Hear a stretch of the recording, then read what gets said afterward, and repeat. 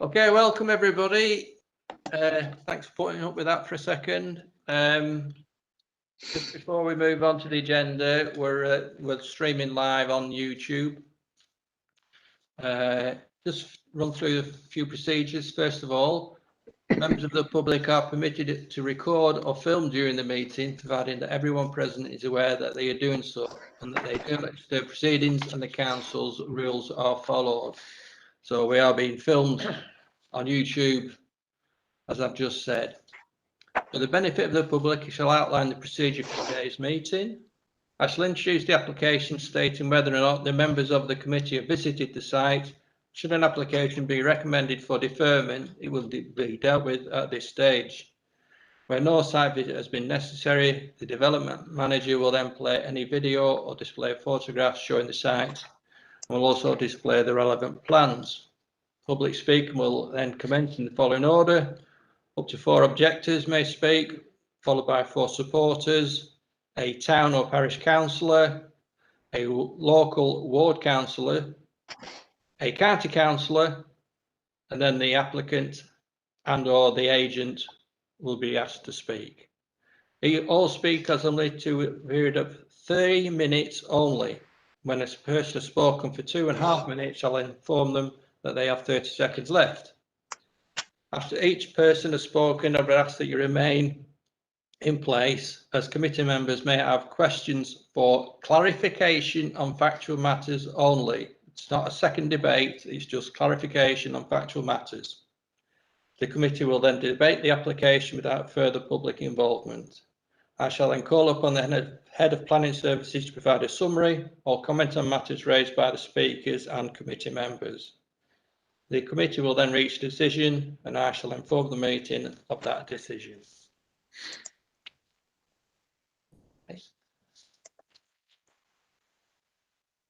Apologies for absence have been received from Councillor Holden.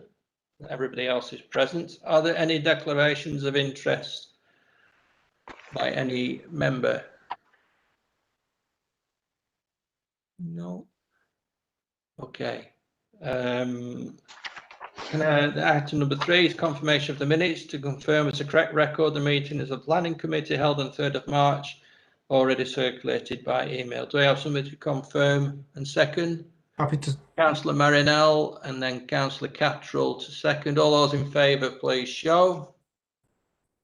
That was unanimous.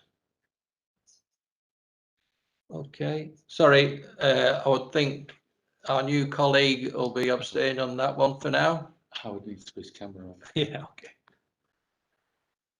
okay. Just 1 second.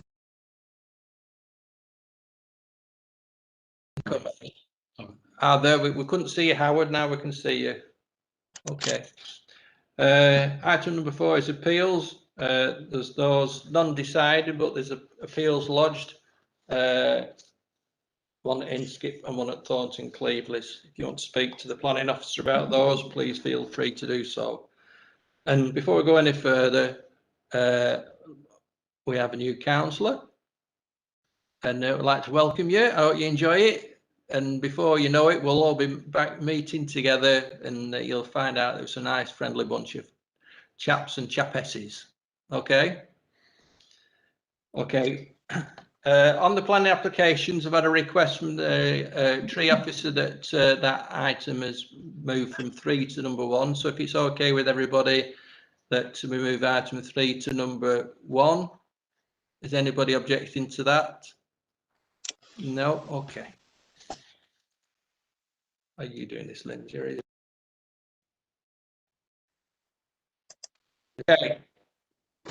Item number 3 now 1.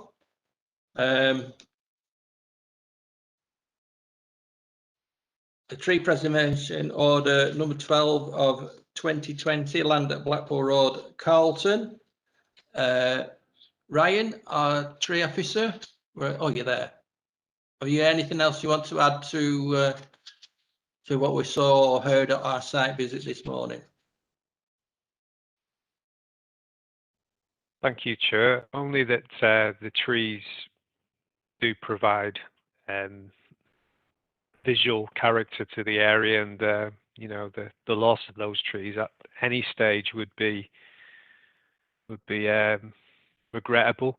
Thank you. Thanks, Ryan. Are there any questions for the tree officer?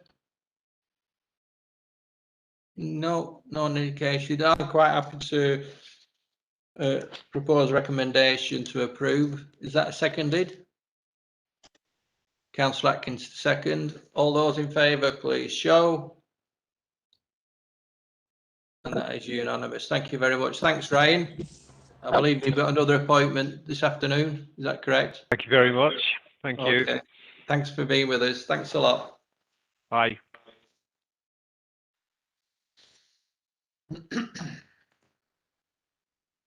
Okay.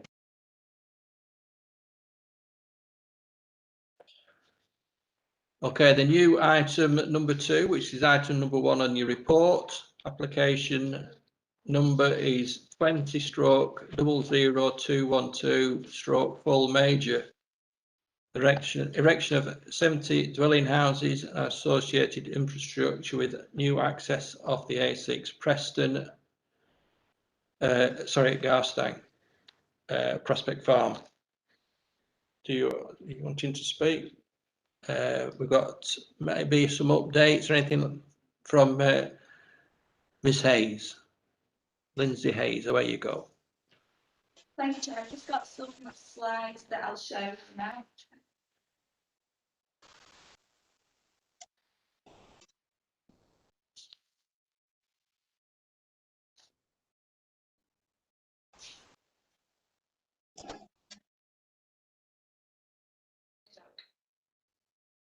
Hopefully everybody can see the slides in full in front of you.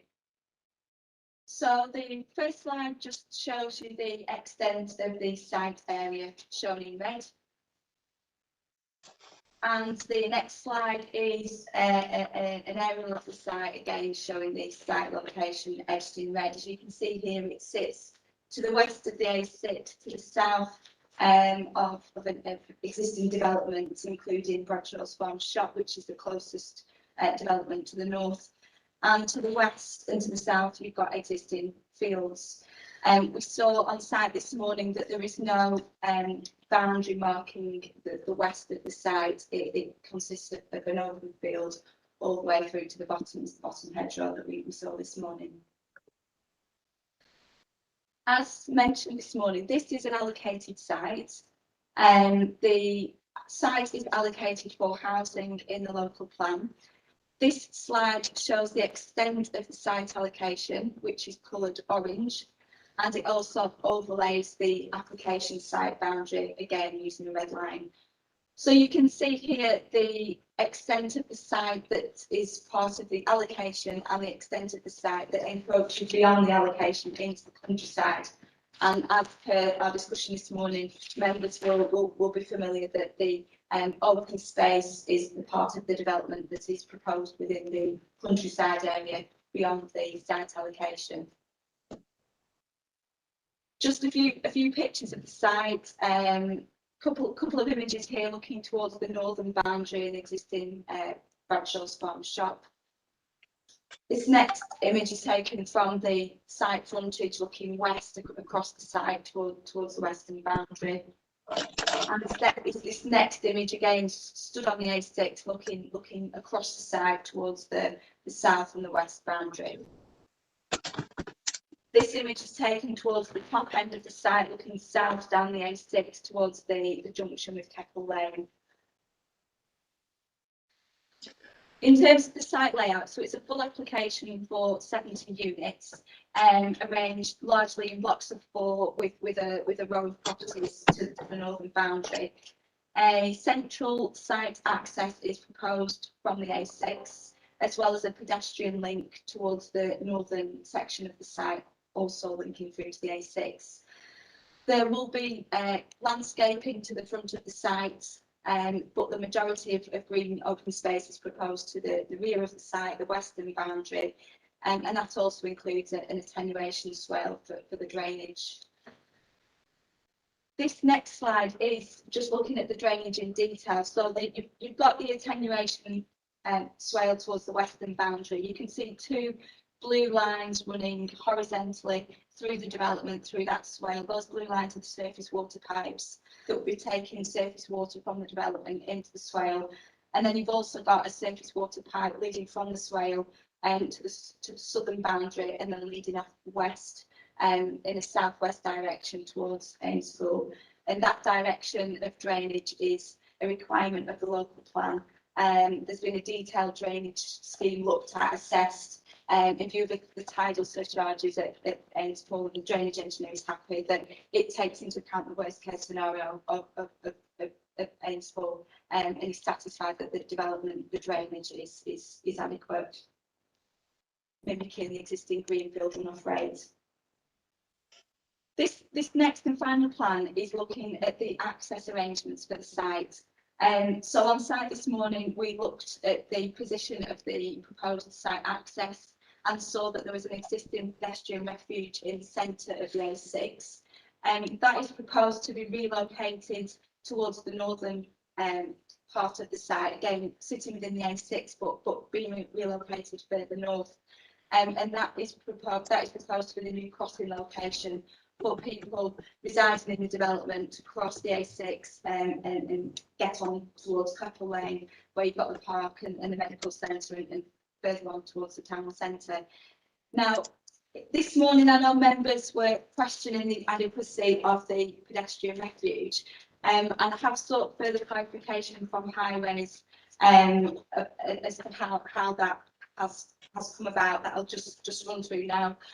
So the speed limit for this section of the A6 is 50 miles an hour. Highways have said that for that speed limit, it's not appropriate to put a zebra crossing. Zebra crossing are really only put in areas with a speed limit of 40, but even then, if 40 is pushing it, it's generally 30 mile an hour locations. So in terms of whether the speed limit is appropriate, Highways have said that they do reviews of speed limits across the borough, including along the A6. And what they're looking at is the street characteristics.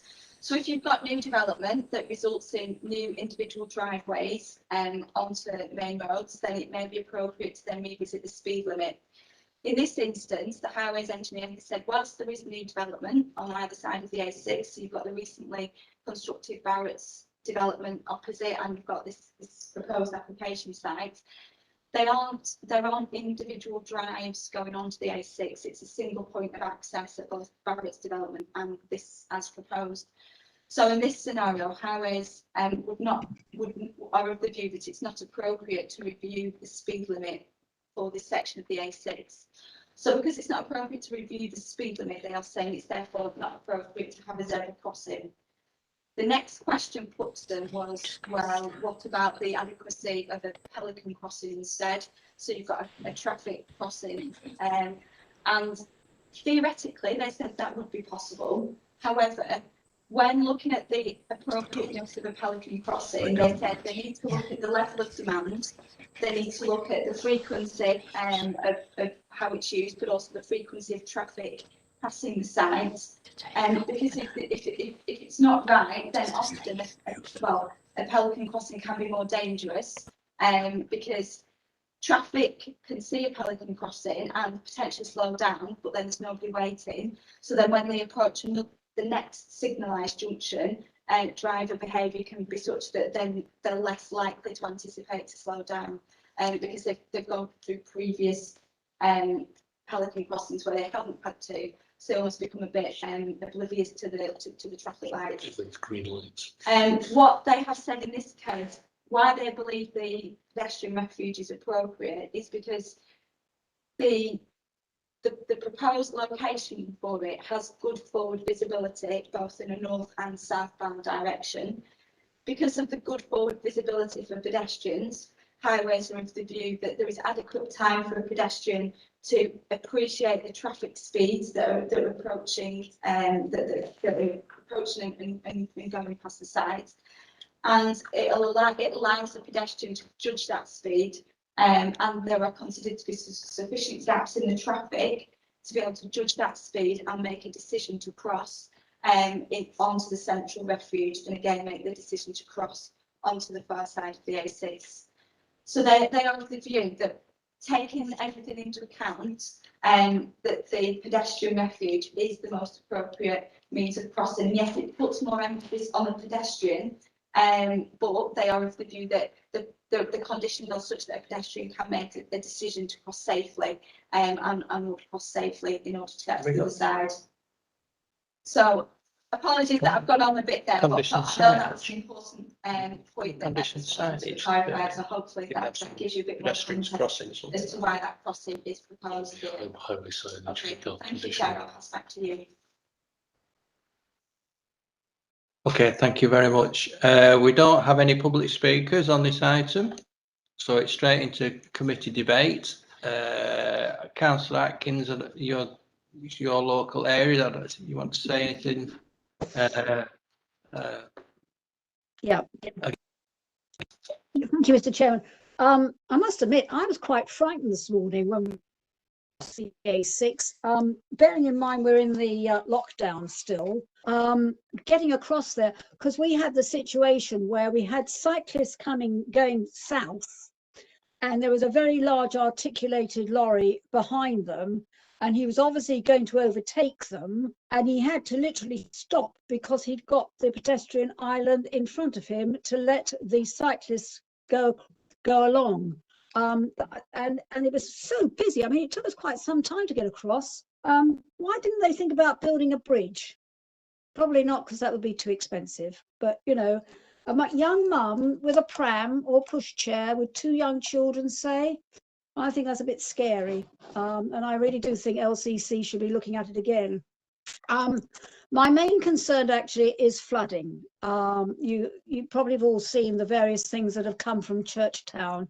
And this particular flag group are very active, and they know exactly what they're talking about.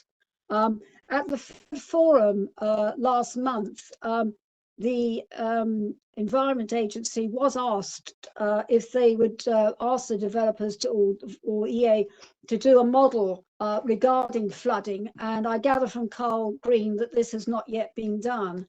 And I really would, from the safety point of the residents in Churchtown and in Ainspool Lane, that, you know, we should be looking at every single possibility to make sure that we are covering the whole thing as regards flooding, because these people have been flooded twice with devastating effects. And apparently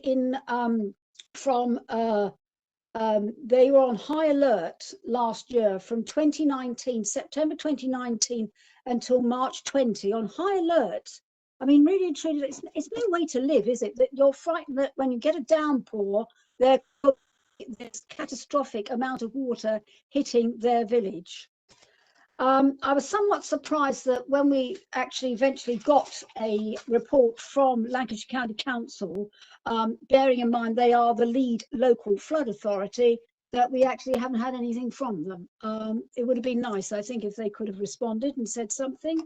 Item 1514, I would say, can we please, because this is covered in condition, where are we? 14. I think it's covered in one of the conditions, Mr. Chairman, but can we please ensure that as many trees and hedgerows are maintained, because they're quite old, and you know what developers are like, they're inclined to, oh, sorry, that's been taken. So please, can we make sure it's condition 21. Carl Green has come up with an interesting point this morning, that apparently the Wyre Rivers Trust has investigated historic river channels, which originally took the flow from Ainspool further downstream at St Michael's. This proposal would certainly provide greater storage capacity in the catchment and reduce the volume of water at the Ainspool-Wyre intersection. And it's certainly worthy of further investigation and investment. And I would say, please, can we look into this, Mr. Chairman, because, you know, as far as I'm concerned, we have a duty to all constituents in the borough, and we should do all we can to make them feel safe and secure in their homes, and not have the constant worry that, you know, when there is a heavy downpour, there's every likelihood that they could be flooded. So please, if we could think about having this modelling done before the developers get in there, I would be very grateful. Thank you, Mr. Chairman. Right. Thank you very much, Councillor Atkins. We'll have Councillor Orme next with his Blackpool celebratory tie on by the looks of it, before they move up into the next division. Get it off! Obviously a Fleetwood supporter. Okay, it's allocated in the Wyre local plan. It's a settlement, it's within the settlement boundary of Garstang. It's got a master plan. So there's not very much we can do about this other than pick away at the edges. And I'll state here which is what I stated at the Nateby Crossing development. Hate the principle of development on the west side of the A6. The A6 there was a bypass road for Garstang. It should not be built on both sides. And there's nobody convinced me otherwise. But I know it wouldn't stand a chance at appeal, so I'll shut up on that one. But I do think that Garstang Town Council are quite right to raise highway safety issues. They indicate also about the cumulative effect of all these developments on the A6 and hence all the junctions down and the capacity of Broughton. They also mention sustainability because there's no bus route through there. So those are points that I've got concern over. Kirkland Parish Council raised the Ainspool issue, as did Councillor Atkins, as did the two flood action groups, Churchtown and St Michael's. The Ainspool issue is one of major concern to everybody, and a lot of people have suffered badly because of it. Water from this estate, if it's built, will go into the Ainspool and hence cause problems further down south. And Councillor Atkins is quite right. A historic river course has been identified by aerial mapping. Further investigation should be made as to protect, you know, properties further downstream. But going back to the A6, I can't believe that they've moved that highways are suggesting moving the refuge island from where it is to further north. The natural direction of travel from this estate will be south and then east, i.e. down Keppel Lane. You've got the clubhouse there, you've got the park there, you've got the doctors there, you've got a pub there, you've got a church there, you've got access to the south end of the town centre there. Every reason you could think of people coming from that estate wanting to go towards Garstang will choose Keppel Lane by default. Therefore, to make them walk north in order to walk a long way down a busy main road south in order to enter Keppel Gate is a nonsense. I also noticed from the map that Lindsay just put up on the screen of the junctions, what on earth is traffic going to do that wants to take their, and I know what people are like, they won't walk their children, they will be taking cars right onto the A6 and immediately left into Keppel Gate. I can't see how that can work. That is an accident waiting to happen, big style.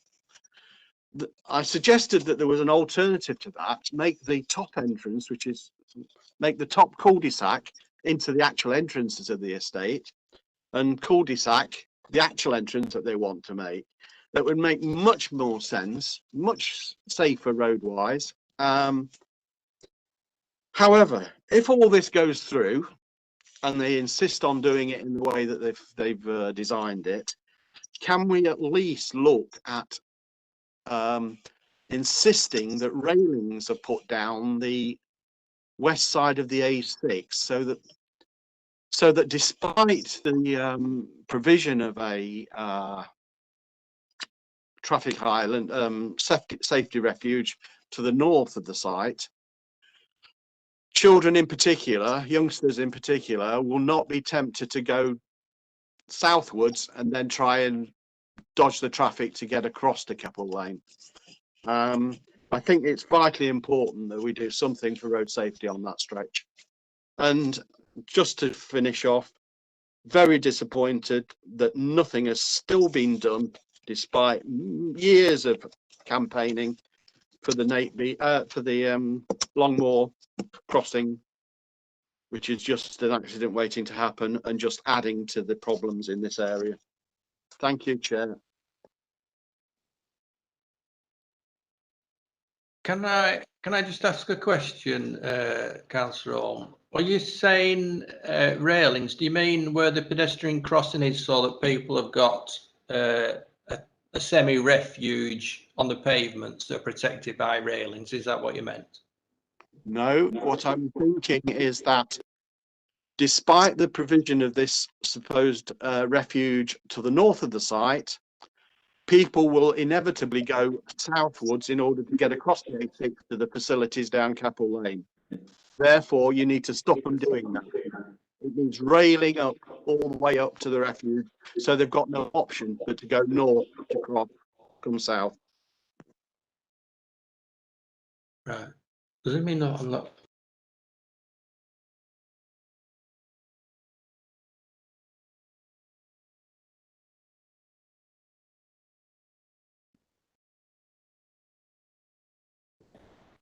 Yeah, okay, we're just looking at I get what you mean now, Bill. Okay, Councillor Cattrall, please. Thank you, Chairman.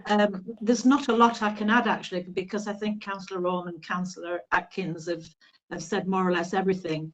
My concern is the flooding, of course, because it's my patch, Churchtown, St Michael's, and we do get a lot of angry people, upset people.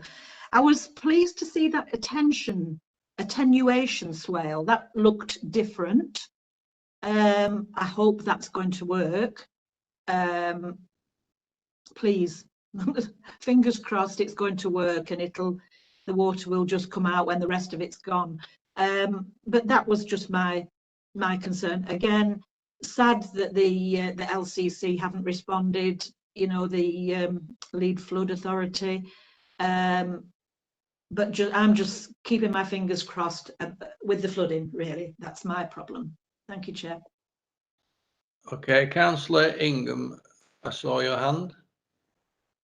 Thanks, Mr. Chairman. I'd like to just carry on comments made by Councillor Atkins and Councillor Orme.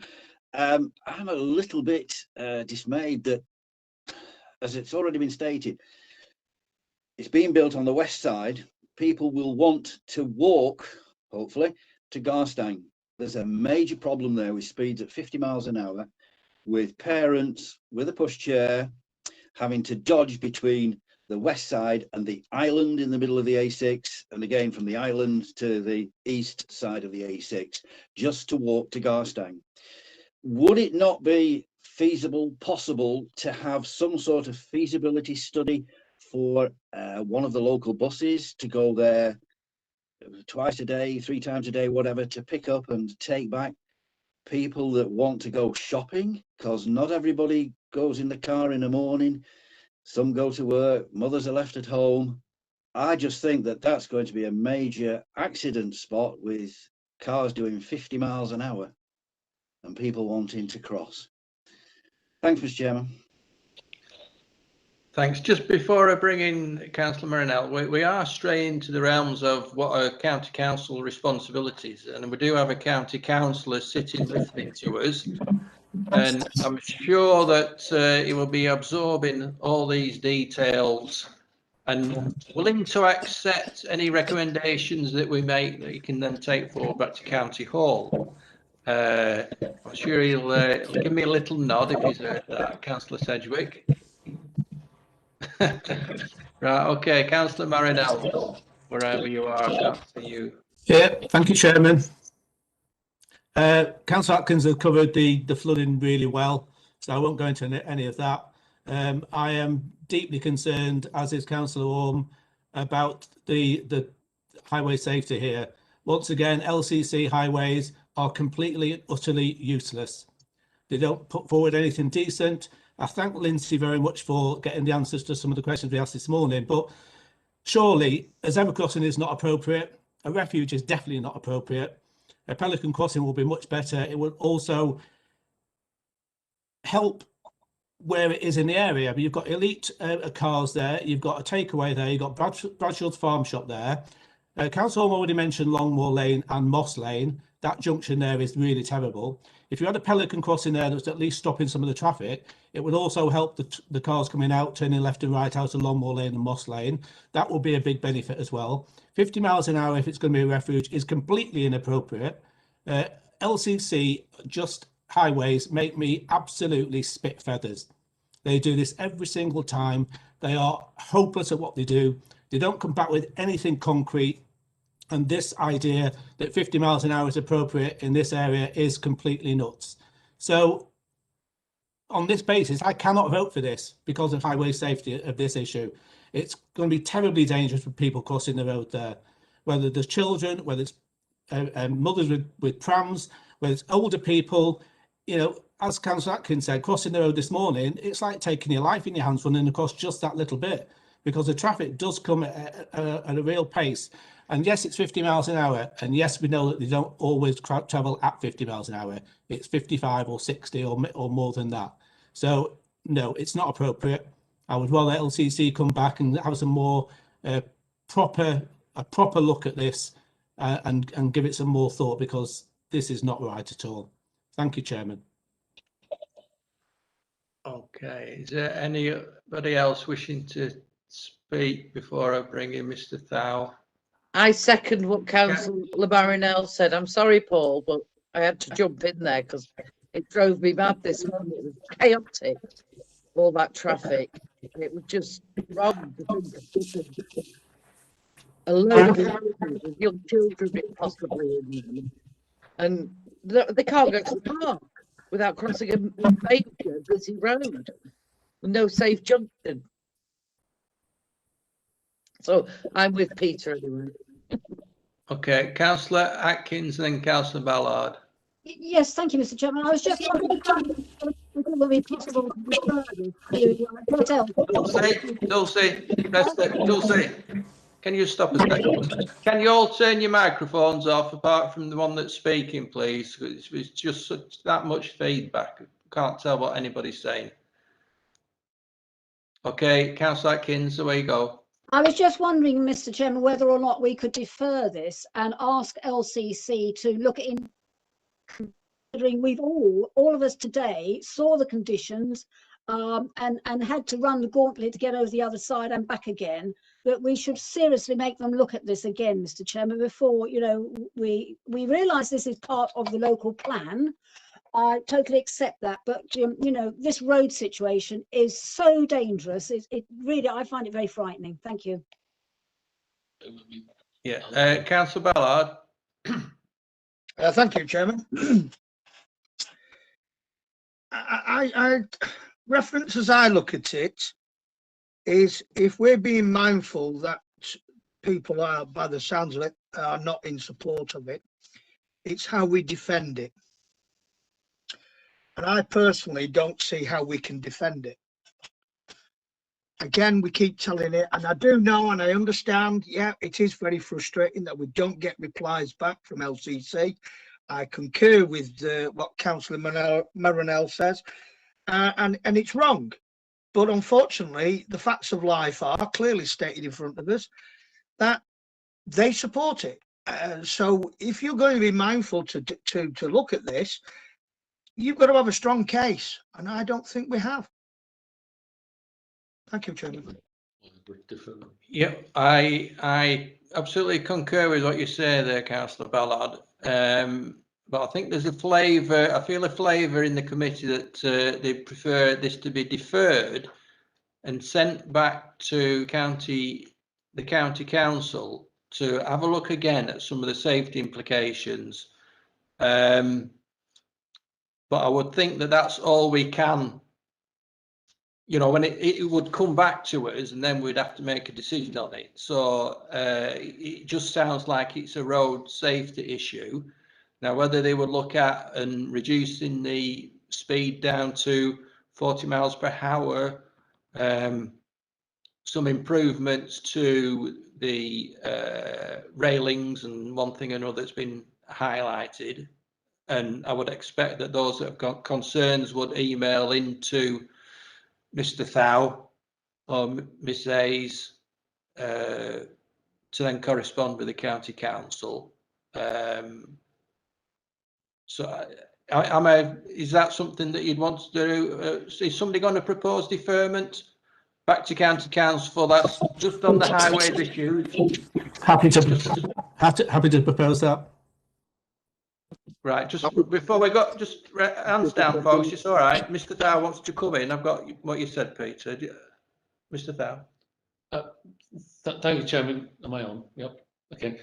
Thanks, Chairman. Yeah, just to obviously cover some of the matters. Clearly, this is an allocated site. It was in the local plan, which has been adopted and agreed. So the location of the site on the west side of the A6 has been fixed by the local plan. It was acknowledged at the time that it is located in a sustainable location. Yes, it's on the other side of the A6, but it is still deemed to be a sustainable location relative to the town centre and access to services. At the time, the key development considerations that are set out in the allocation in the local plan require a contribution, highway contribution to the wider A6 strategy, and mention has been made of the cumulative impact of developments along the A6, and that is precisely what the A6 strategy, highway strategy was for, and all developments along the A6 have for the last few years been making contributions towards that overall strategy to make improvements along the A6. So there is a requirement and an acceptance by the developers to pay a contribution towards that overall strategy. In relation to the issue of buses, there was no requirements as part of the key development considerations to provide for any contribution or provision of any bus services to the site. That wasn't something that the Highways Authority sought as part of the local plan, and it's not something we can ask for now as circumstances have not changed in that respect. Clearly, what members I think are particularly concerned about is not so much the wider impact on the A6, but the actual impact around the actual site itself and the junction and the crossings in particular. And clearly, the local highway authority do consider that what has been shown on the plans and what you've been presented with is acceptable. However, I understand members' concerns, and I think particularly as with reference to the crossing, we just got a brief update this morning.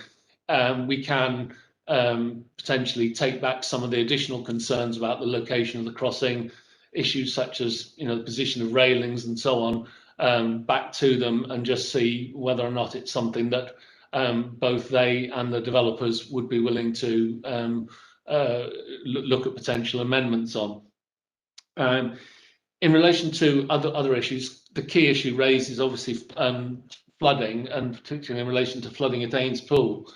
And again, I would reiterate, firstly, this is an allocated site, so the principle of development was established in the local plan, and the principle of the number of houses was also established in the local plan.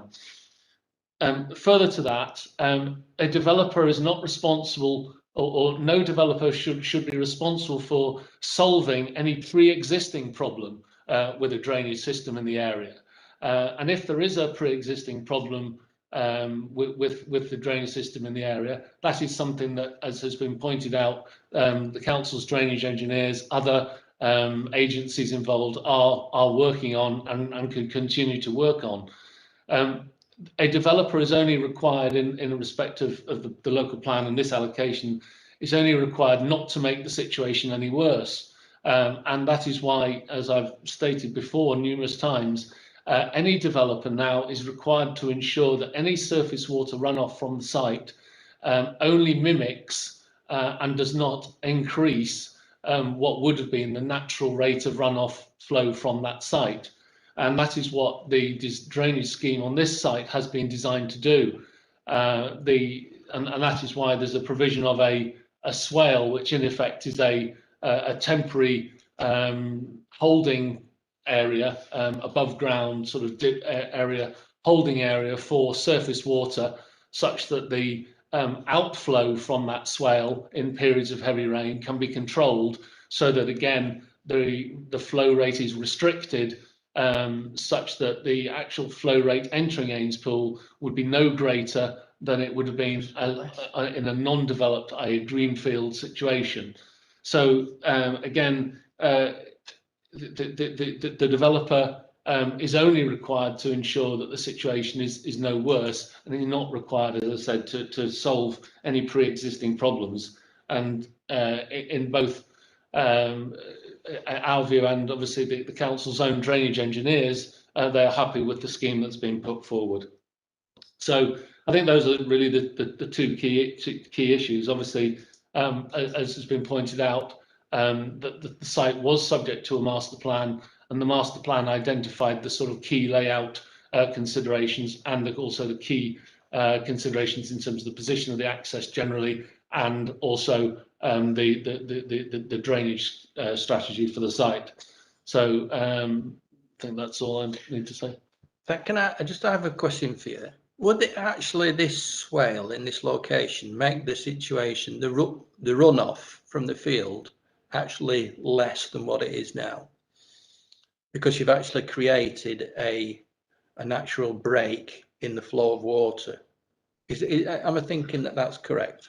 I'm not a drainage engineer, so I can't answer with any certainty, but clearly, as it stands at the moment, a green field, water will flow off that green field at a rate that may increase and may decrease dependent on the intensity of the actual rainfall or the duration of that rainfall.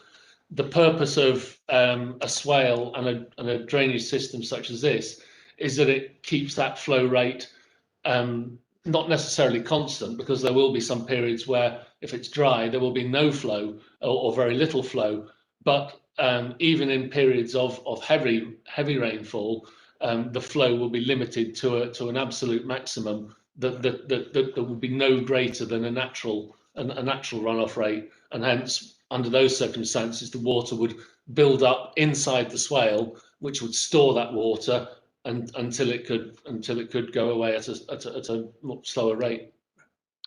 Okay, it's been proposed that this is deferred back to LCC for comments on the highways issues which have been raised and which will be raised by committee members to Mr. Thau. Have I got a seconder for that proposal? Councillor Orme to second. All those in favour of the deferment back to LCC, please show. It's unanimous or not?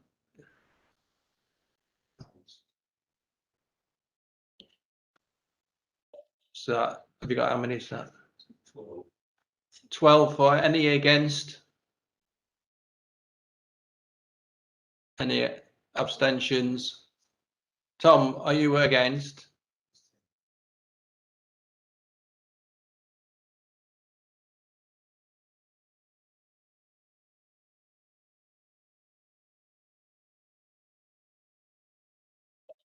Okay, that item is deferred until further notice. Okay, but please make sure you do communicate with Mr. Thau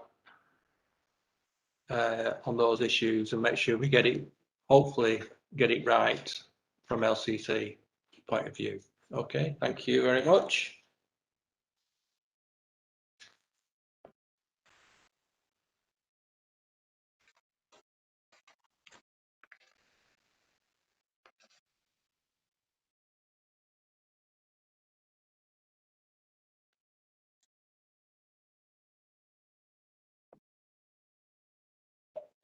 Okay, item number 2, which is 3. 20/01175/ full major hybrid plan application for 2 80-bedroom care homes with landscaping associated works and up to 50 dwellings with access. And that's the outline application. Land off Strickland's Lane, Stallmine. Is 8. Thank you, Chairman. Just bear with me while I put the slides up again.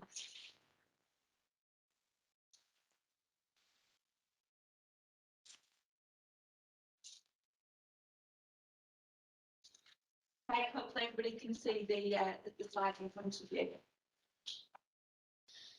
So this is a hybrid application whereby part of the application is applied for full planning permission and part of the application is applied for as outline planning permission.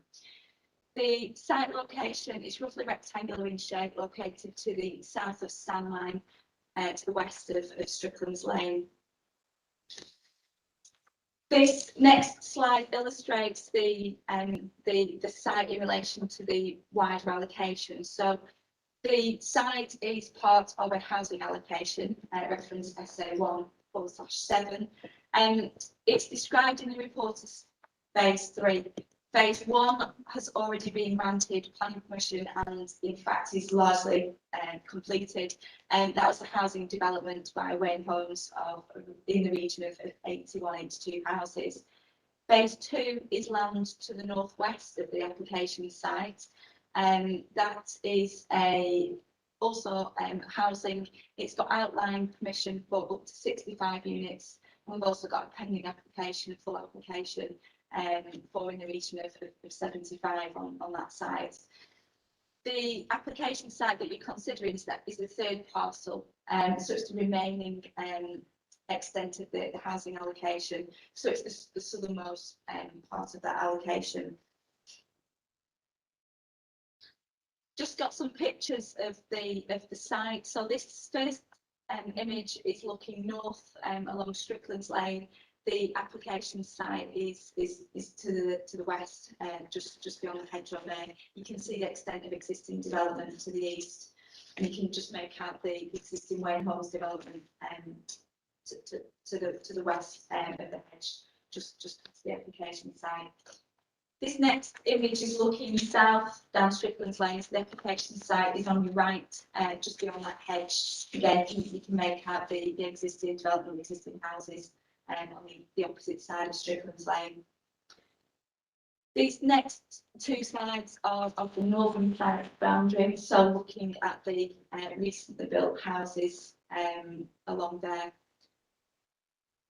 These images looking towards the west and the south and southern boundary, looking across the site. So taking the site frontage, looking across the site towards those two boundaries. I mentioned that this is a hybrid application, so this slide shows you the area which is applied for as a full planning application and the area which is applied for as an outline application. The full planning application being for the care homes, the outline being for the residential developments for up to 50 dwellings. The site plan is showing you the detailed layout of the care homes. And showing you the indicative layout of how the 50 houses could come forward. Obviously, that detail isn't before you today. So in terms of the care homes, you can see that it would be two blocks described as Block A and Block B, with central access point onto Strickland's Lane. The housing element would also be served by a separate access off Strickland's Lane. This next slide is showing you how the development would be drained. So we've got a drainage strategy, and this is actually clarified in the update sheet, which is that the development would drain east initially, and into a culverted watercourse, and then south, as what was stated to third party objectors. When there was public meetings with our drainage engineer, they were told that this development site would drain south, and this image in front of you shows you how that would work. So if it's initially east, but then it's south onto the watercourse. The next slides illustrate what Block A would look like. So this is the northernmost block. So the bottom image is how that elevation would front onto the site frontage. Also on the update sheet, there's reference to an amended plan So they have dropped the ridge and set back the central section of the elevation just to help create a break in the roof line and break in the massing, so that rather than have one long continuous ridge line, one long continuous elevation, you've got a bit of a setback and a bit of a set down. It's also proposed to be fully glazed in that central elevation, again, just to help break up the massing. This is the southernmost block, so block B, and again, similar design concept where you've got the projecting gables to break up the massing, and you've got the on this one you haven't got that drop-in roof line or that setback in elevation, because block B doesn't have that same road frontage prominence. It's set further back into the site, and it would actually sit behind, potentially sit behind 3 dwellings, which could come forward on that corner of Strickland's Lane, for which permission has been granted for those. So they would effectively be able to come forward, they want to sit between the road and this development strip, just providing some screening. This next slide is streets in elevation. So again, looking at the 2 blocks, and looking at the bottom one is showing the block in relation to the existing development, so the Wayne Homes development. So you can compare the scale of the 2. Just the next slide is just showing you some 3D visuals, and then we've got some street sections. So this is looking up Strickland's Lane, so comparing the development on the left to the existing properties on the right. So again, you can just compare the scale of massing. Okay, that's the end of the presentation. I'll now hand over back to you. Thank you, Chair. Chairman, while Lindsay's still got the pictures on, it's Councillor Marinell. Go on. Lindsay, if you just go back to the elevation picture, about 2 or 3 in, please. Where it's comparing the size of the building to the houses that are nearby. That one. No. Oh, yeah. It's about 3 from the end. That's the one. So the planned elevation on the left-hand side of the new build, is that on the elevation from where it is at the moment? Is that building on from the level it is at the moment, the ground? Because the ground's a lot higher up than it is from the roadside.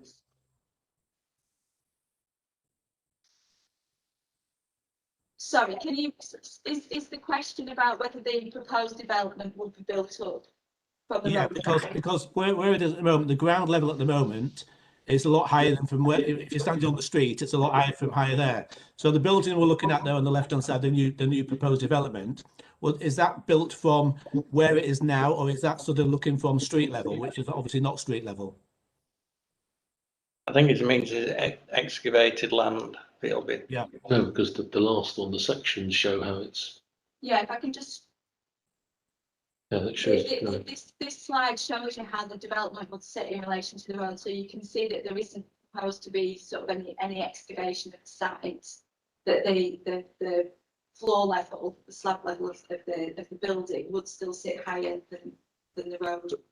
But the Wayne Homes ones are also. Yeah. So That's this next slide. You can see that the 2 properties to the right hand side that are shown in black and white here, the Wayne Homes properties, they're also sitting higher than the road. Okay, thank you for that. Thank you, Chairman. No, are we on? Okay. Just before I go to the public speaking, I'd just like to thank Councillor Julia Robinson for bringing this to committee for us to debate. The public speaking, I've got Jonathan Holmes, please. Jonathan, are you there?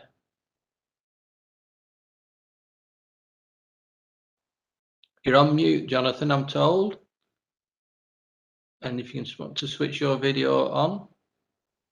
Hi there. Hi there. We can hear you loud and clear.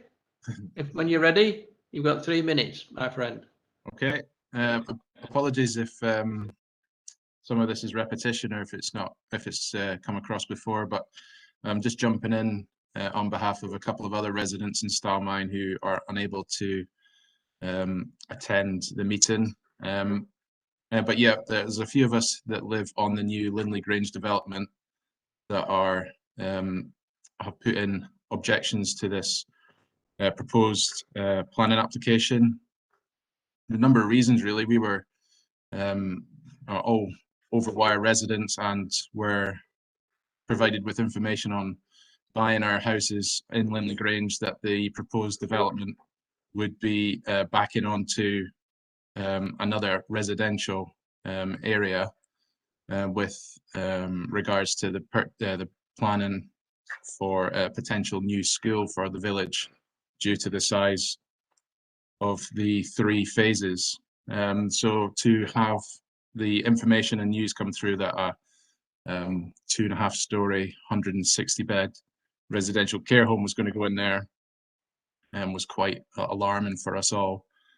The size of the property and the building is a concern, and coming into the village, you cannot see how that would fit in with the rest of the village and the rest of the residential area. Then the number of beds as well, considering the population of the village is under 1,500, the number of residents plus the staff to care for those residents and the visitors, I don't think have been properly considered in the Lancashire highways or traffic assessment.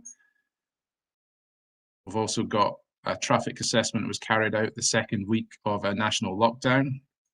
So I don't think that information that has been put forward here is entirely accurate to the roads in the village, and that traffic assessment carried out in a national lockdown and at 11 o'clock in the morning isn't going to be in line with what will happen if the proposed purchase goes ahead, proposed planning goes ahead.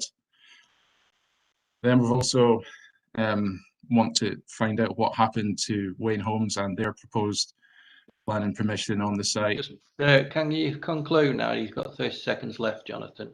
Yeah, the last point was what has happened to the Wayne Homes phase 3 plan for residential buildings and a potential new school. That's it from us. Very much. I've got a supporter, Paul Sedgwick. Paul, are you there? I am here, Can you put your video on, Paul? working on it. I'm here. Okay, I can see you and hear you, so away you go.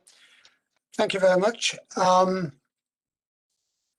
This application has the benefit of a very considerably detailed report from the planning officers, and there's little that I can add to that report, which is very thorough and deals with the objections that have been made by the public and other bodies to the proposals.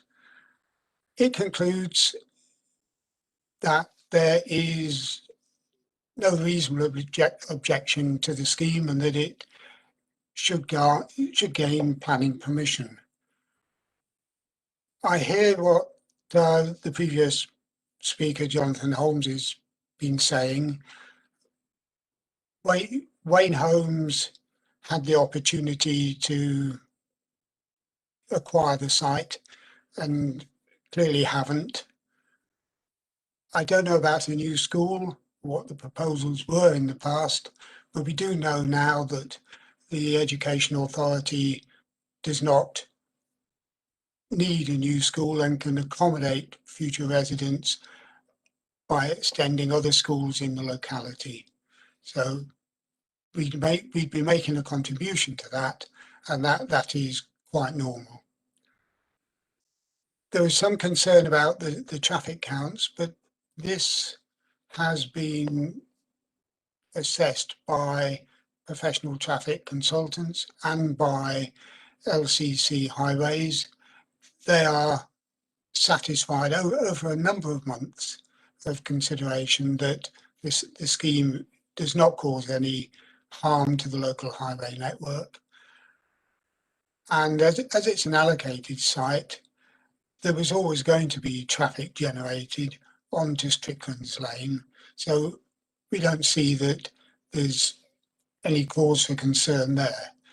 In fact, the care home element is likely to bring traffic which is not in the peak period as visitors and servicing vehicles turn up. So it's no worse than housing, we believe, would have been, and there's the sites allocated. You conclude, Paul, your 30 seconds is Right, coming up. I was just going to conclude, Chair, that overall, and I've not had the benefit of hearing what other councillors have to say, but overall, we don't see there's any concerns that would justify refusing the application, and we've bent over backwards working with the council to deal with issues that have raised, including quite recently the elevational treatment. Thank you, Chair. That's fine. Thank you very much. It's not a question on clarification. It's just I've got you down in the supporters. Isn't the agent? You're the agent, are you? I'm the agent. No, well, I'm not the agent, but I act on planning matters for the applicant. Right. Okay. That's it. That's fine. And now I've got Councillor Julie Robinson. Thank you, Chair. I hope you can hear me, because obviously this is the first time I've used WebEx with this upgraded tablet, and it won't let me video on. So. Right. Okay then. Well, the clock's going to start, and you've got 3 minutes, Julie. I'll brush on. As we are an ageing population, and care homes provide accommodation and personal care for people who need extra support in their daily lives. The difference between a residential care home and a nursing home is they're both 24-hour care and need round-the-clock attention. As it was mentioned, this proposed application is a hybrid and is seeking a full planning permission for erection of 2 80-bed care homes and outline permission for up to 50 dwellings with access onto the already busy A588 road. As you can see in your report at 4.1, there is a larger capacity of residential dwellings being permitted and many more recommended for approval in this area, and 50 more would exceed the site capacity figure for this allocation, as stated in the local plan. The care home's height and scale would be overbearing on adjacent properties, particularly with the land level differences. Care homes are a commercial business and already mentioned is a 24-hour service, which will impact upon residential amenity with noise, lights on through the night, traffic flow due to shift working staff and emergency services coming and going. And there is insufficient parking provision for the scale of this development. This is a large development in a local rural area, a local rural village, which will have a visual impact. And the proposed care homes would certainly be higher than the existing building in the area.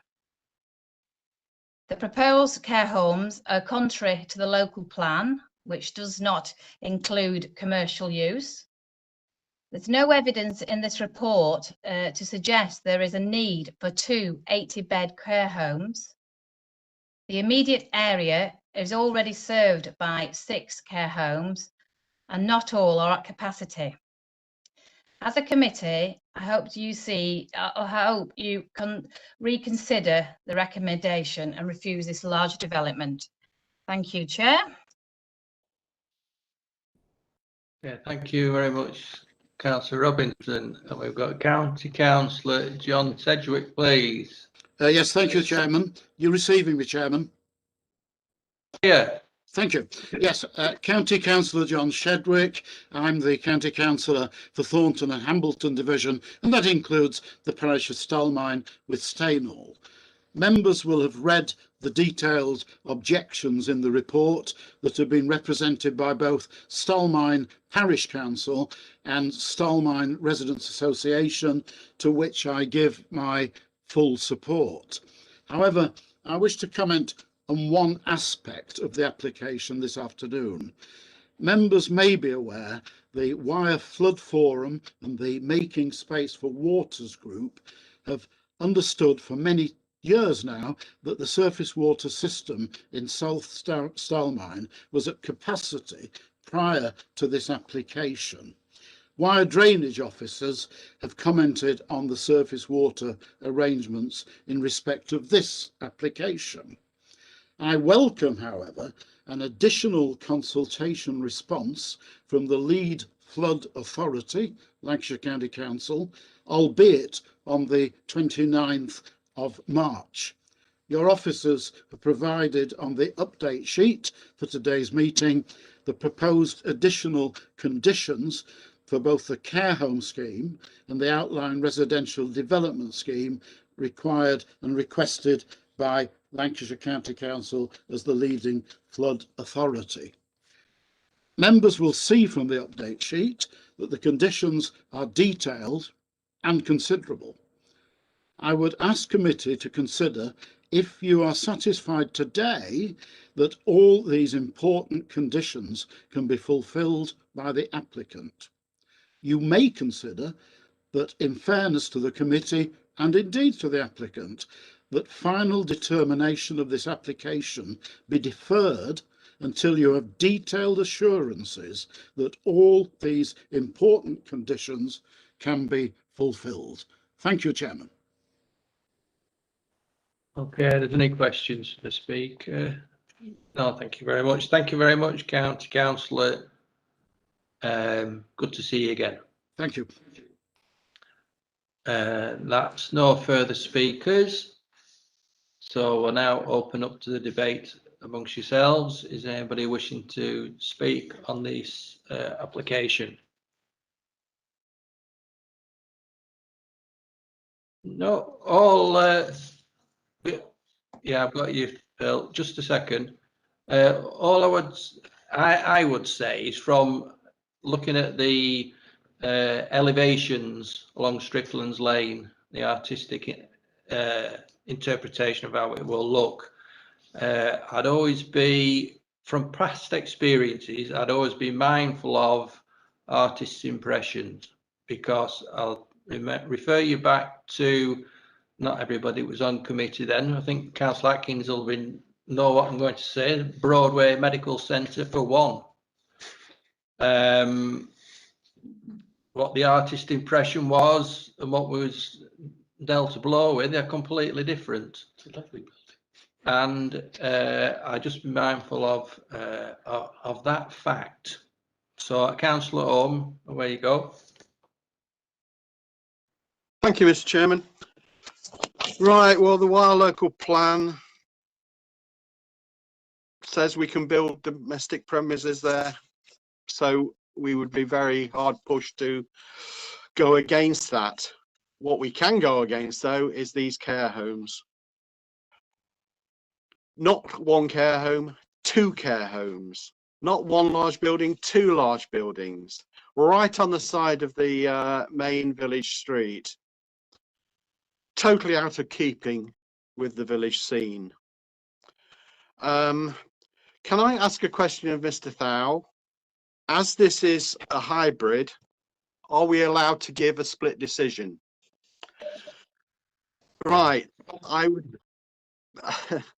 my other than the fact that this is totally out of keeping, that the two buildings, the two care home buildings, are very massive, look more like cell block H than blocks of domestic living accommodation.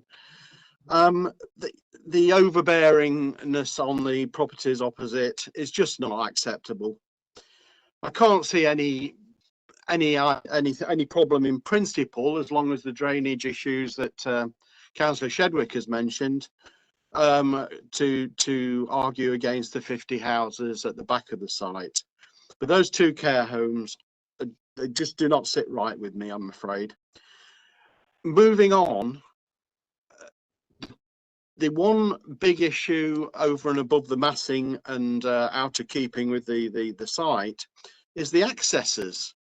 Those two access points are just totally unacceptable where they are, adjacent to Linley Grange and other accesses along that road.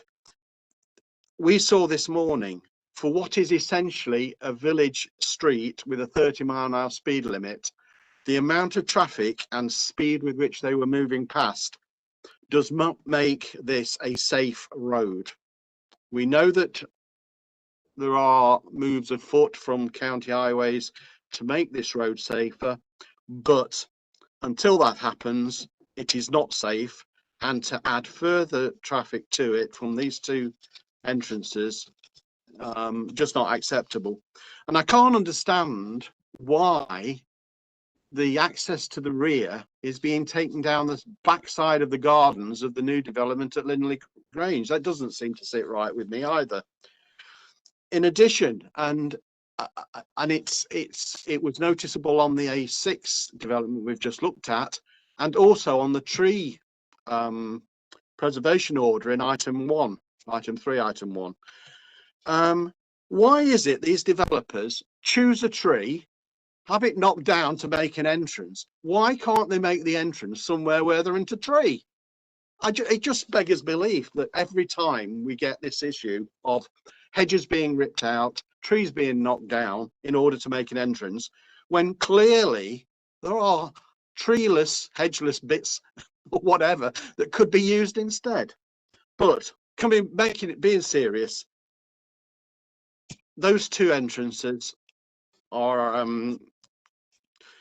they're an issue that doesn't sit well with me. If at the end of the day this does go through, can we go back to highways and ask if something can be done to prevent parking on the northwest side of Stricklands, so that visitors to this development, because 32 places to park when you consider how many bedrooms and how many staff are going to be required. And I know Mr. Thal will come back and say, this is what the book says is required. We had that with the Fleetwood development, nursing home development. 32 is not sufficient. But if that's all we're going to get, because that's what the book says, then we've got to be able to stop parking on both sides of the road, thereby creating yet more safety hazards for traffic and pedestrians in that vicinity. Don't think I've got anything else to say at this stage. Thank you, Mr. Chair.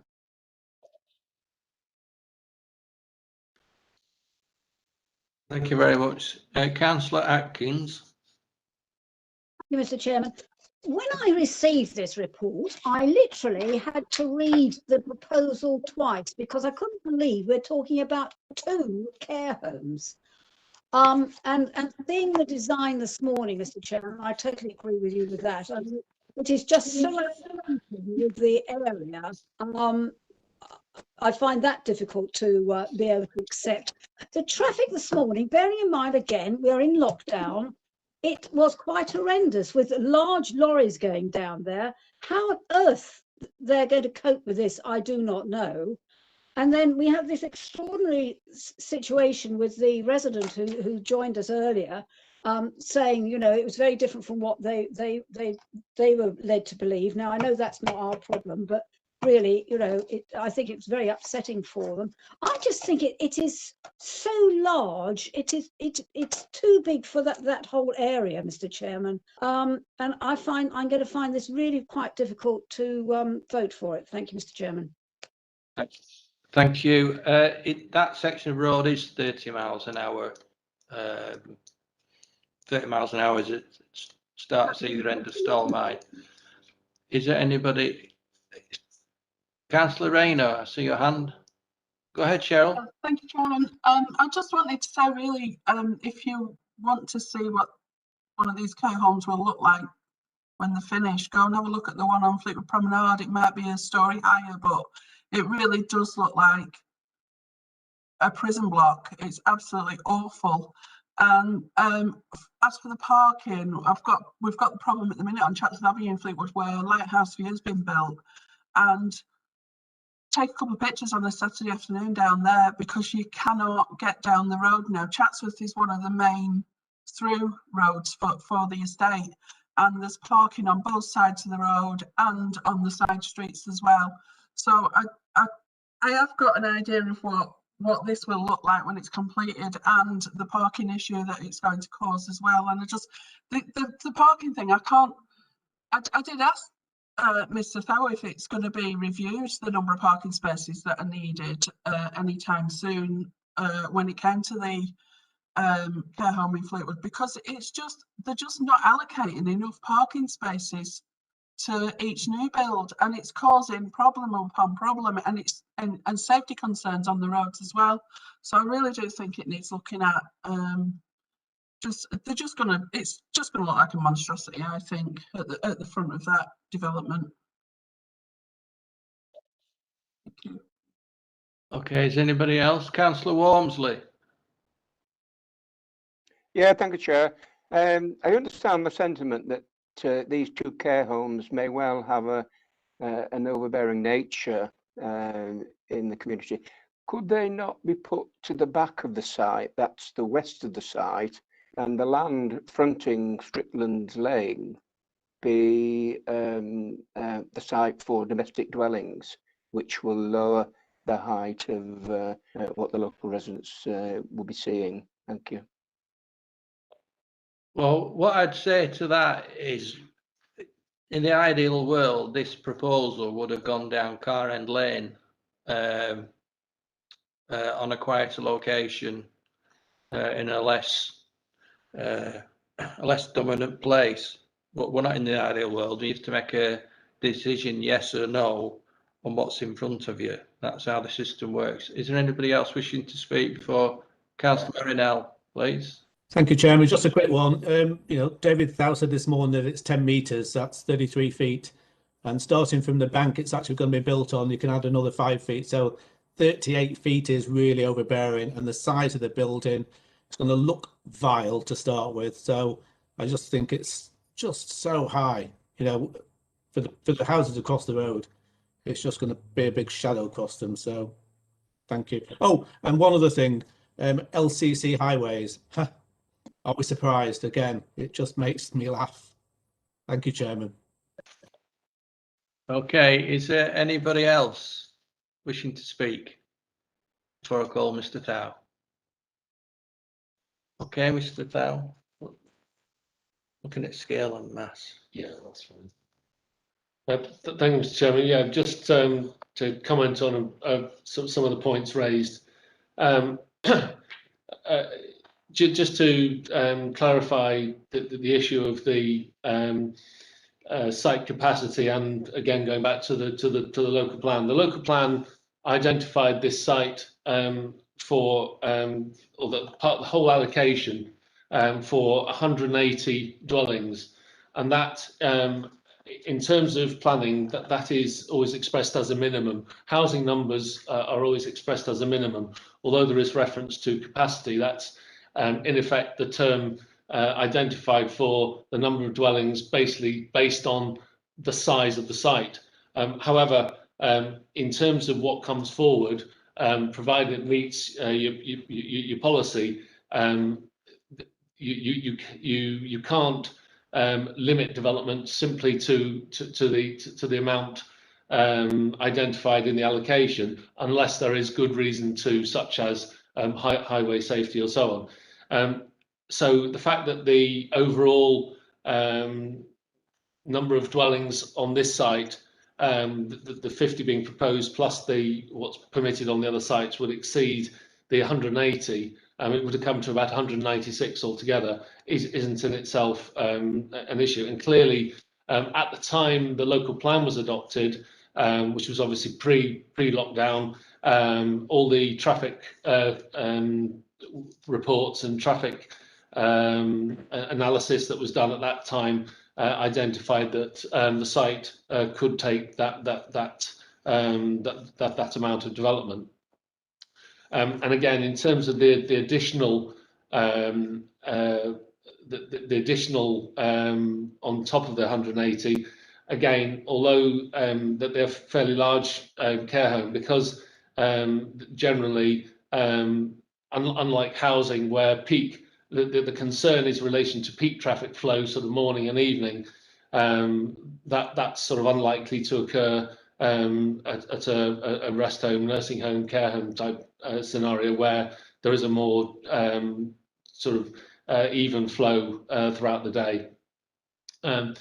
Again, in terms of the parking provision, yes, the number of properties, or also the number of parking spaces provided, is in accordance with the County Council's adopted car parking standards for such a use or such a development.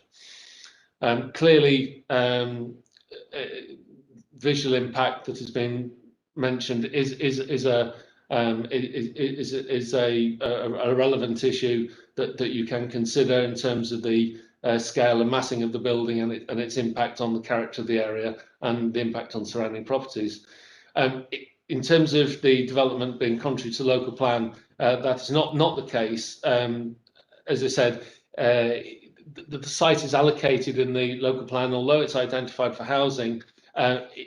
The allocation in effect puts it within the settlement boundary, and therefore, in terms of your planning policy, development, appropriate development within the settlement boundary is acceptable in principle, and a care home, rest home facility is a residential use. It's also commercial, admittedly, but it is a residential use.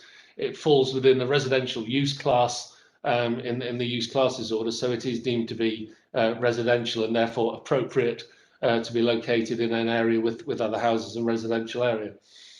The issue of need is not a planning matter, so whether or not there are other rest homes or care homes in the area and the scale of this one is not a factor, is not a planning matter, so you can't consider the issue of need as being a relevant consideration.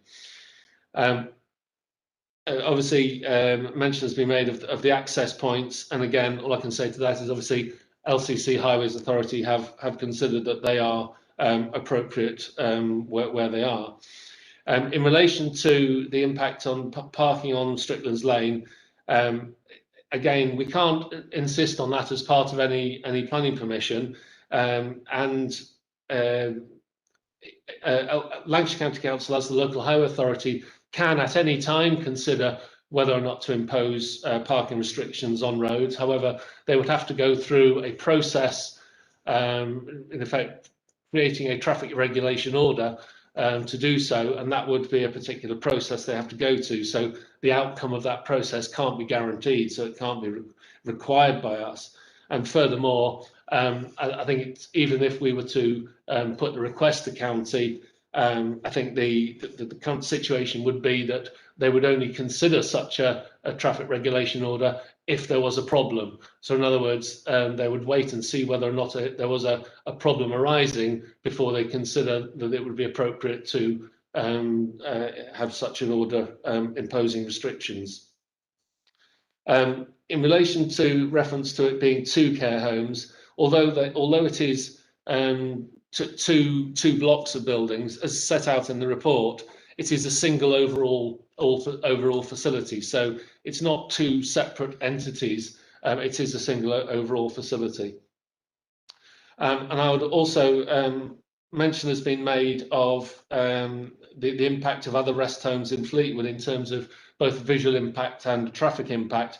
And I would again say that is not a material consideration. You should not be taking into account what a different development looks like or may look like in its own context, nor the particular impact of that other development in terms of traffic. You are looking at the impact of this development and the potential impact as arising from this development. You cannot take into account other developments and draw conclusions from that.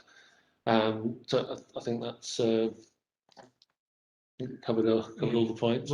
Oh, sorry, just to clarify the point in relation to the school. the original, at the time the local plan was adopted, the county council did require part of the site to be set aside for a school site, and that perhaps now explains why there is some, in effect, some spare capacity for that allows this alternative use. However, even before the original Wayne Homes development was approved, in fact, during the consideration of that application, there were discussions involving the county council in relation to whether or not a school site was actually needed. And I think even before that development was approved, Lancashire County Council had confirmed that they were no longer insisting on the requirement for any part of the site to be set aside for a school, because they felt that other schools in the area, I think particularly the one in Hambleton, could be expanded to cater for the numbers of pupils that were likely to be generated. As I'm not too sure where the member of the public got his information on where what this site was supposed to be developed for, but it's even before that original development was granted, that there was not going to be a school on this site. Right, thank you very much. I'll just make a couple of comments. Split decision. Pardon? The question on split decision. Oh, sorry. Yes, yeah. The answer to that is no. Sorry, you can't make a split decision. It's one of these strange things that the planning inspectorate can make a split decision on an application, but we can't. Okay, I just make a couple of comments. You mentioned about the comparing buildings. That you can't take into account what's happened somewhere else, but at least we can compare of what's proposed with what our knowledge is. On the LCC highways, it is a 30-mile-an-hour stretch of road, and I don't think they've put double yellow lines on a 30-mile-an-hour stretch of road there, because they don't put double yellow lines just round the corner where the school is, which is absolute mayhem in the morning and in the afternoon. So if they won't do it there, they're not going to do it in this location. But we'll go to the recommendation. My only comment is that the section that fronts the road of the care home is a very large building, and the scale and mass of it could have an overbearing impact on residents. That's my comment. So the recommendation, unless there's any more questions of clarification from Mr. Thau? No. Recommendation at 12.0 is to grant full planning permissions for provision of 2 care homes subject to conditions and a Section 106 agreement to secure financial contributions towards healthcare, and grant outline planning permission for up to 50 dwellings subject to conditions, and a 106 agreement to secure on-site affordable housing at the 30% rate, and financial contributions towards healthcare and education, that the head of planning services be authorised to issue the decision upon the satisfactory completion of the 106 agreement. Do I have a proposer and a seconder for that recommendation? I'll propose it, Chairman. Councillor Howard Ballard. Okay, do I have a seconder? No. So do we have an alternative recommendation to that from the members of the committee?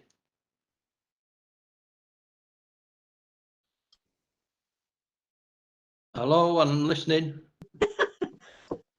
Councillor Orme, have you raised your hand? Yeah, in the absence of anybody else. Yeah, that we reject this proposal in toto, based on the massing. On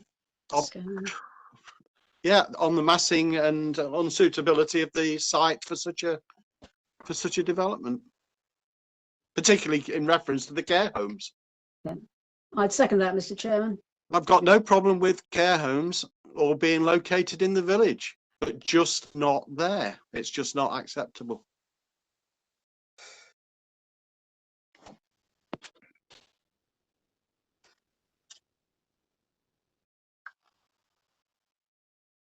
Spencer Road, block 8, is it? Building A is the one fronting main Oh. Strickland's Lane, yeah. Okay. Block A, building A, yeah. The offending block is block A. So are you saying that the due to its design, the scale and mass of block A has an overbearing nature, could have an overbearing nature on the local area, local residential area? Is that what you're saying?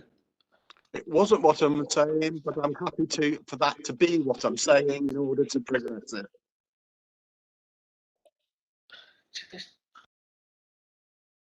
Atkins, are you happy with, is that what you was trying to second? I was going to be seconding if the whole lot, you know, the 2 care homes was of a scale and mass which could have an impact on the surrounding area. Well, it is the whole thing, isn't it? It's not. It's one application basically, and it's in 2 parts. It is one application, so it's refusal. But it's. Mr. Tar, you're trying to say something? Well, only that. Just knock him off a minute.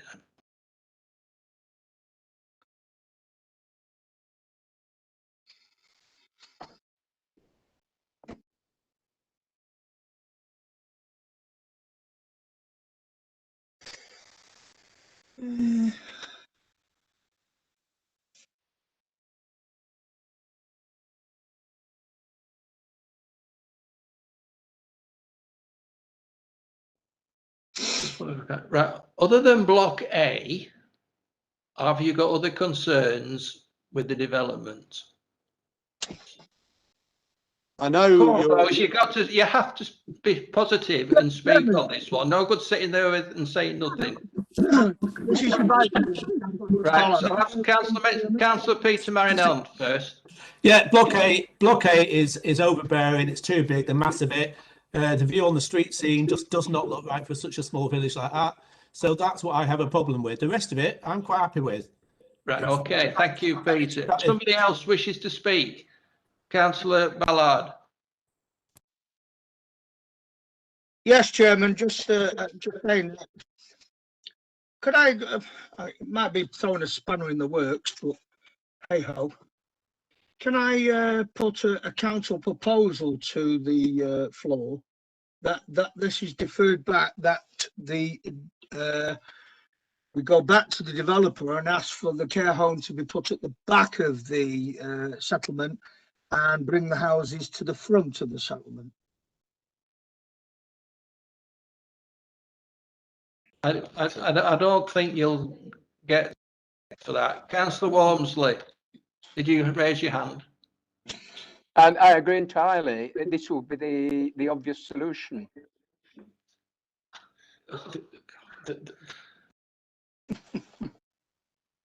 Anybody else wishing to input into the debate? Councillor Sturziker. I hate to say this, but if it's put at the back, surely that's a further distance for any emergency vehicles to get to. And if it's got to pass all the houses and emergency vehicles, We're not. We do that. Mary, we can't move these things. We have to make a decision on what's in front of us. Okay, yeah. It's not. Well, I agree with Peter. It's not Lego. This. It's not Lego. What do you mean it's not Lego? I'd rather have the car now. Lego blocks. Can I say I want to speak to us. They look like it. Right, members, in relation to the current application, obviously you're being asked to consider what's in front of you. If you believe that the development is unacceptable in its present form, but could be made acceptable by reasonably modest amendments to the scale or design or position or whatever of one or more of the buildings as they are now, then for that reason you could defer the application and we would go back to the applicants and ask them to reconsider some of those issues that you've raised. what we cannot do is, in effect, modify or make the application so vastly different that it is, in effect, a completely different development. So by moving the nursing home, care home to the back of the site and bringing the housing forward is a completely different application. So it can't be deferred for those reasons, but it could be deferred as I said, for modifications to the scheme as it presently stands.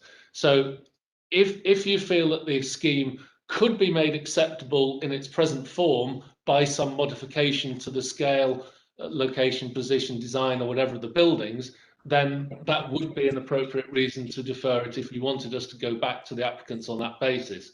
But if you think that the only acceptable solution is to turn the whole development around, then I would say you should not defer it on that basis. Councillor Marinell, I see your hand raised. Thank you, Chairman. As Mr. Thou says, if we don't defer this, it will be a refusal on massing and street scene and overbearing for the whole thing. So surely we're better to defer this, let them go back to the developer and let them come back with a different look to the frontage of this building, whether it's smaller or shaped differently or whatever. But it's certainly not going to pass this committee at this moment in time. With the size of it is and the overbearing nature of it, and the street scene, it just won't pass. So it's either defer it or it's just going to get chucked out altogether, and then they'll have to go to appeal and go through all that palaver. Thank you, Chairman. What worries me a little bit is if you defer it, then the objectives at which it sounds like you desire might not be achieved. Councillor Sturzik, did you have your hands raised? Basically, to say just what Peter said just then, I think if we need to defer it and ask them to look at the size and mass of the whole frontage of the building to see if they can reduce it down to a more reasonable level. That's giving them a chance then to come back with that rather than having to go through the process of appeal. So basically what Peter said. Sorry. Chairman, just on that for Mr. Thou, if we defer it and they don't come back with an alternative plan, what happens then? Does it go through the same process again and we have to refuse it and then they could go to appeal? Do they have to make any changes if we defer it, or can they just come back with exactly the same thing again? Thank you, Chairman. Go on to that. Yeah. Essentially, you would be deferring it for us to go back to them with a request to make some alterations to it. They could certainly turn around and say, no, we are not making any further amendments to the scheme. We want it to be considered as it is. They could say, yes, we will go away and look at it and we will make the amendments. If they make the amendments, or if they make some amendments and those amendments come back before you, again, you are not obliged to accept those amendments. You can consider them again afresh and see whether or not they go far enough or do in effect what you are seeking. But clearly, if they turn around and say no, they are not making any further amendments or nothing significant, then again it would come back before you and you would be entitled to again just look at it again in the same way as you've looked at it now. Okay, thank you for that, Chairman. Then let's defer it then. Okay, just knock us off a sec.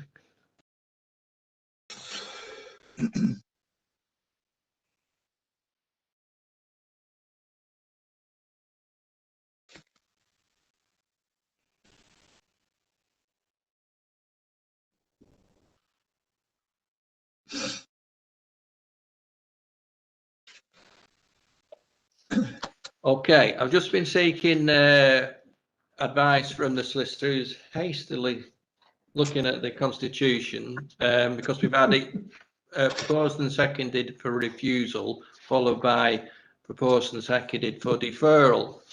So can you just bear with us for 1 second? So I want to make sure this is correct. So just bear with us.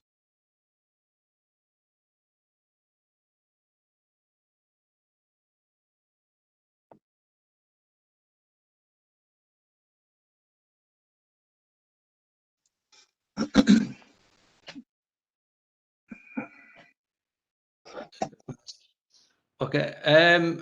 As there was the proposal for deferment, was Councillor Orme and Atkins wishing to carry on with their proposal to refuse, or do you want to withdraw it?